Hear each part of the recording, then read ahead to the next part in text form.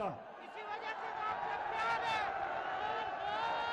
मैं रूस से, अगर मैं रूस गया तो मैं चाहता था, और हमारी बात चल रही थी रूस से, कि 30% कम कीमत पे रूस हमें तेल दे, ताकि मैं अपने लोगों के लिए पेट्रोल और फजलुर रहमान को सस्ता करूं।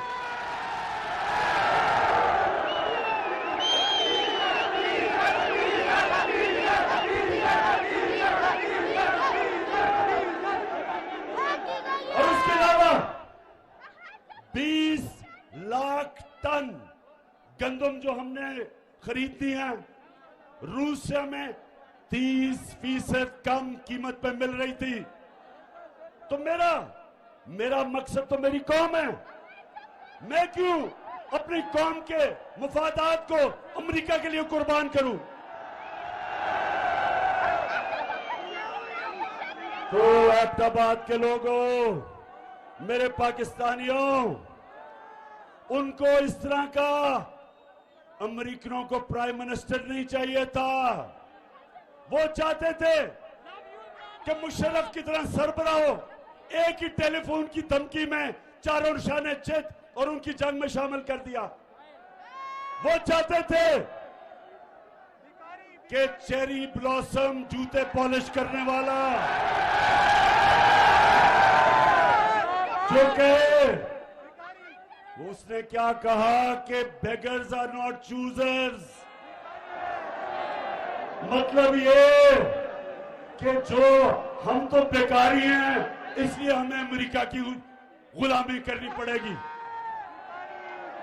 शहबाज शरीफ, तुम बेकारी हो, तुम गुलाम हो, तुम बुज़दिल हो, तुम डाकू हो। तुम्हारी चोरी का पैसा बाहर पड़ा हुआ है, और अपने पैसे को, अपने चोरी के पैसे की और अपने भाई के और अपने खानदान के चोरी के पैसे को बचाने के लिए आपने, अगर आप समझते हैं कि हम आपके खातिर अमेरिका की गुलामी करेंगे, किसी गलतफहमी में ना रहो। ये कौम नौजवानों याद कराओ, ये कौम जब बनने लगी थी, तहरीक पाकिस्तान था, तो वो कौन सा नारा था कि पाकिस्तान का मतलब क्या? ये उस नारे पे बनी है cherry blossom boot polish Shahbaz Sharif. ये अल्लाह के सामने दावा कर बैठी है, जब वो कलमा पढ़ती है एक मुसलमान कौम, तो वो अल्लाह के सामने गवाही देती है कि अल्लाह, तेरे सामने हम किसी के सामने नहीं झुकेंगे, क्योंकि वो शिर्क है, वो गुनाह है। हम अपने अल्लाह, हम सिर्फ अल्लाह की इबादत करते हैं और उससे मदद मांगते हैं। हम ना किसी सुपर पावर को मानते हैं। हमारा जो लीडर दुनिया की तारीख का सबसे अजीम लीडर ना आया है, उससे पहले ना आ सकता है, हमारे नबी सल्लल्लाहु अलैहि वसल्लम। हम तो उनकी उम्मत हैं, हम तो उनकी उम्मत हैं। और उन्होंने ये कहा था कि इस्लाम मुसलमानों को गैरत देता है, ला इलाहा इल्लल्लाह इंसान को गैरत देता है। हम किसी के जूते पॉलिश करने वाले नहीं हैं। और इंशाअल्लाह इस्लामाबाद में 20 के बाद जब मैं कॉल दूंगा, तो सारी कौम इस्लामाबाद पहुंच के एक पैगाम देगी, एक ही पैगाम देगी, एक ही पैगाम देगी कि इंपोर्टेड हुकूमत नामंजूर।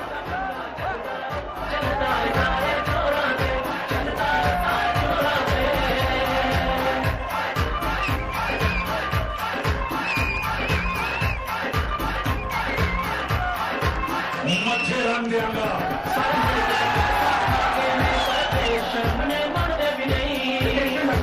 इस तो दूर की बातें मेरी पाकिस्तान में भी कोई हाँ, कहती मोहतरमा फरमाती है कि लंदन तो छोड़ो, पाकिस्तान में भी कोई प्रॉपर्टी नहीं है। मैंने वैसे जो शरीफ खानदान ने झूठ बोले हैं, मैंने कभी किसी को ऐसे झूठ बोलते नहीं देखा। तो अच्छा, अब नौजवानों, बाशऊर नौजवानों, दिलेर नौजवानों और मेरी बहनों, सुनो जरा। मैं आज अपने मीडिया से एक सवाल पूछता हूं। ये जब से इंपोर्टेड हुकूमत आई है, सारी चीजों की कीमतें ऊपर चली गई है। तो मैं अपने मीडिया से पूछता हूं कि कितनी दफा आप माइक लेके दुकानों में और बाजारों में जाके पूछा कि महंगाई है या नहीं है। हमारी बारी तो 4 रुपए टमाटर पड़ते था तो सारे बाजारों में फिरने शुरू हो जाते थे कि जी किधर है नया पाकिस्तान। तो मैं चाहता हूं कि हमारा मीडिया हमारे से जो कर गया, और ठीक है मीडिया को करना चाहिए, मीडिया का काम है तनकीद करना, लेकिन ये जो अब इंपोर्टेड हुकूमत आई है, अब तो मुझे माइक नहीं नजर आ रहा कहीं जाते हुए।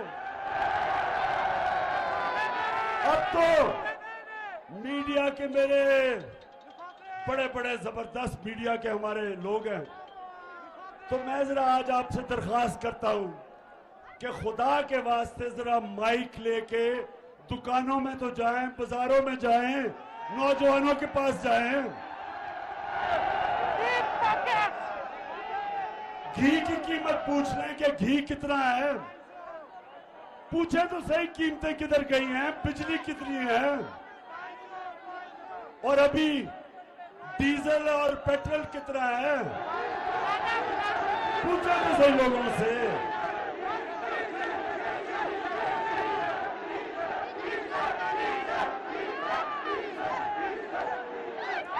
नौजवानों सुने जरा, जब ये जरा सुने, ईरान में मैं जरा आपकी तरबियत भी करता जाऊं, तारीख का भी बताता जाऊं, ताकि आप में और शऊर आए।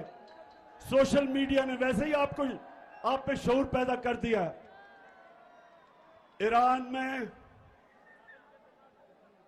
1954 के करीब, सुने जरा, एक उनका बड़ा तकड़ा इलेक्टेड प्राइम मिनिस्टर आया, उसका नाम मुसद्दक था। मुसद्दक इलेक्ट होके आया ईरान में। उसे पता चला कि ईरान का जो तेल है, वो सारा तेल जो ईरान से निकलता है, उसका सारा पैसा अमेरिकन और बरतानियों की तेल की कंपनीज वो सारी पैसा बना रही हैं, और ईरान के लोगों को मिल कुछ नहीं रहा। क्योंकि वो अवामी प्राइम मिनिस्टर था, उसने फैसला किया कि ये जो तेल ईरान से निकाल रही हैं, उनको वो नेशनलाइज करेगा, ताकि पैसा नफा ईरान के लोगों को मिले, बजाय बरतानिया और अमेरिकन कंपनीज। अमेरिका की CIA ने, और ये सब अब ये सारी चीजें अवेलेबल हैं, ये आप क्योंकि ये रिकॉर्ड्स डिक्लासिफाई हो गए, आप सबको मिल सकते हैं। हुआ क्या, अमेरिका ने फैसला किया कि इसको कराना चाहिए, रजीम चेंज करनी चाहिए।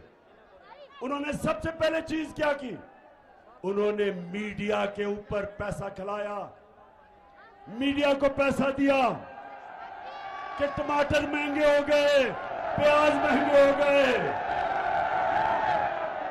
उसके खिलाफ, मुसद्दक के खिलाफ, पब्लिक को उसके खिलाफ करने के लिए मीडिया को उठाया। फिर उसके अंदर, उसकी पार्टी के अंदर जो सियासतदान थे, उनको लोटा बनाने की कोशिश की, पैसा चलाया। और फिर उन्होंने जो ऑपोजिशन पार्टीज थी, उन ऑपोजिशन पार्टीज को कहा कि इनके खिलाफ मुजाहरे करो। आपने देखा ही होगा कभी डीजल कह रहे लॉन्ग मार्च करूंगा, और कभी ना बिलावल कह रहे मैं लॉन्ग मार्च करूंगा। कभी सारी 11 की 11 पार्टीज मीनारे पाकिस्तान में निकली इमरान खान को गिराने के लिए। ये ईरान में भी यही हुआ, और आखिर में फिर साजिश के बाद मुदाखलत हुई और प्राइम मिनिस्टर मुसद्दक को हटाया गया। यही पाकिस्तान में जो मीडिया के ऊपर पैसा चला है, किन किन के ऊपर पैसा चला है, आपको सबको पता चल जाना चाहिए कि वो आज टमाटर और प्याज की बातें नहीं कर रहे। वो आज बिजली की कीमत जो बढ़ी है बातें नहीं कर रहे। वो आज ये नहीं बता रहे कि ये जनाब एक आदमी जिसको इन्होंने प्राइम मिनिस्टर बनाया है और जिसके बेटे को चीफ मिनिस्टर बनाया है, ये कोई बात नहीं कर रहा कि इनके ऊपर फैमिली पे 40 अरब रुपए के करप्शन के केस हैं। 16 अरब FIA के अंदर इनके नौकरों के नाम पे पैसे पकड़े हैं, जिसमें आपने सुना होगा मकसूद चपड़ासी का, जिसको बाहर भिजवा दिया। 375 करोड़ रुपए एक चपड़ासी के अकाउंट से निकले हैं। ये FIA का केस है। और आते साथ ही चेरी ब्लॉसम बूट पॉलिश ने FIA का वो सारे लोग जिन्होंने तफ्तीश की थी उनको निकाला इसने, उनसे इंतकाम कि कैसे तुम्हारी जरूरत है कि मेरे खिलाफ तुमने तफ्तीश की। कहीं नौजवानों, दुनिया में कहीं ये नहीं होता। मैं अपनी अदलिया से पूछता हूं कि मैं बड़े अदब से पूछता हूं कि इतवार को तो आपने सो मोटा एक्शन ले लिया, आपने रात के 12 बजे अदालतें खोल ली, लेकिन ये जो आपके सामने हो रहा है किसी जमहूरियत में यह हो सकता है कि FIA में 16 अरब रुपए के केसेस, डाका 1600 करोड़ रुपए का ये बाप और शहबाज शरीफ और उसके बेटों पे, और आप इसमें कुछ नहीं कर रहे। मुल्क का 1600 करोड़ रुपया चोरी हो और ऊपर वो बिठा दें, बिल्ले को बिठा दें दूध की हिफाजत करने के लिए। कौन सी जमहूरियत में ये होता है? और मैं आज नौजवानों ये सुन लें, मेरे नबी सल्लल्लाहु अलैहि वसल्लम ने आज से 1500 साल पहले तकरीबन कहा कि कौम तबाह कब होती है? जब छोटे चोरों को आप जेलों में डालते हैं और बड़े डाकुओं को आपका इंसाफ का निजाम नहीं पकड़ सकता, वो कौम तबाह हो जाती है।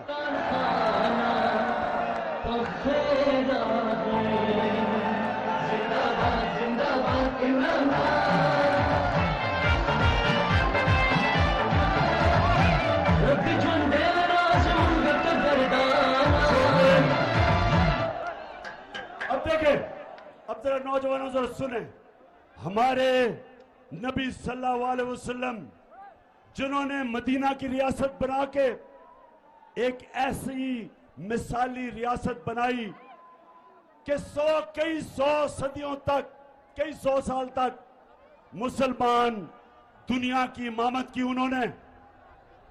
तो उन्होंने जब ये कहा कि छोटे चोरों को जब जेल में डालते हो और बड़े डाकुओं को आपका निजाम नहीं पकड़ सकता, कौम तबाह हो जाती है।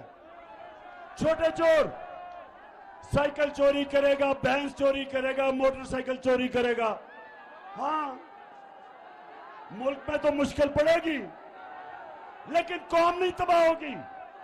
कौम तब तबाह होगी जब अरबों रुपया मुल्क से चोरी करके, और जब आप अरबों रुपया चोरी करते हैं आप बिस्तर के नीचे नहीं रख सकते, आप बैंक में नहीं डाल सकते, आपको मुल्क से बाहर भेजना पड़ता है। और जब अब मुल्क से पैसा बाहर भेजते हैं, डॉलर लेते हैं, जब डॉलर खरीद के मुल्क से पैसा बाहर भेजते हैं, डॉलर की कमी होती है। जब डॉलर कम होता है तो रुपया गिर जाता है, डॉलर ऊपर चला जाता है, रुपया नीचे। जब रुपया गिरता है, और जैसे ये आए हैं रुपया गिरना शुरू हो गया। जब रुपया गिरता है नौजवानों, तो महंगाई होती है, सब चीज महंगी हो जाती है, गुर्बत होती है, मुल्क तबाही की तरफ चला जाता है। आज एक एक दुनिया में मुल्क जो गरीब है, उन सारे मुल्कों पे एक चीज है, उनके पैसे वाले लोग पैसा चोरी करके मुल्क से बाहर लेके जाते हैं और उनका इंसाफ का निजाम उनको नहीं पकड़ सकता।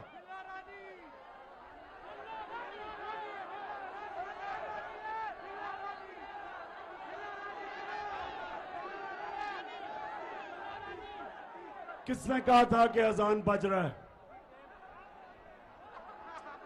अजान के 2 मिनट सांस ले लो। अभी मैंने आपसे और आखिर में 2-3 बड़ी जरूरी बातें करनी हैं।